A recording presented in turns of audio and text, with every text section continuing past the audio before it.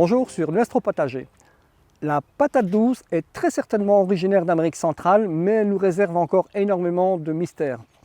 Alors on la confond parfois avec la pomme de terre, mais il n'y a pas tellement de ressemblance. Les premières traces de patate douce remontent à 8000 ans avant notre ère au Pérou et elle fut importée en Europe par Christophe Colomb. Au niveau de la plantation, je vais faire un trou d'une trentaine de centimètres et je vais déposer un mélange de compost et de terre. Alors, comme pour la tomate, je vais utiliser une méthode de fertilisant naturel, l'œuf cru.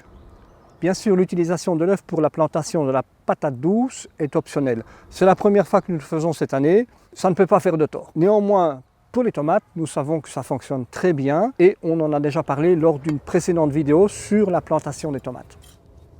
Alors, lorsque j'ai fait mon mélange de terre et de compost, je procède à un arrosage très important. Je fais une boue et je vais enfoncer mon plant de patate douce dans cette boue.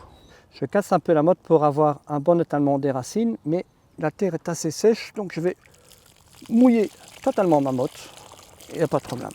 Et puis j'enfonce délicatement tout cela dans la boue. Voilà.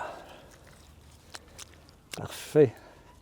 L'arrosage se fera vraiment en mode circulaire, c'est pour ça qu'il est important de faire une petite cuvette autour de notre plant pour permettre un arrosage sur le pourtour de la plante.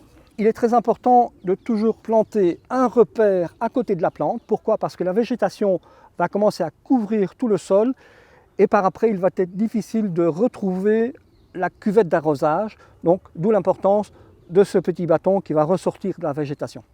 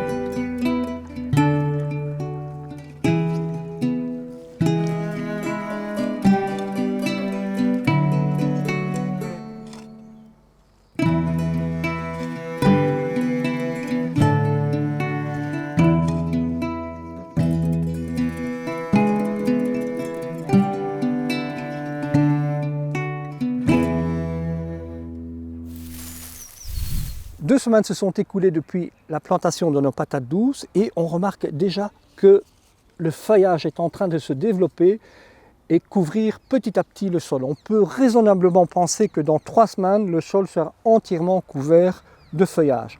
D'où l'importance de nos marqueurs en bois. Ce ne sont pas des tuteurs, ce sont des marqueurs et ça nous permettra d'arroser exactement la plante au niveau de son système racinaire. Merci d'avoir suivi cette vidéo sur la plantation des patates douces. À bientôt sur une prochaine vidéo.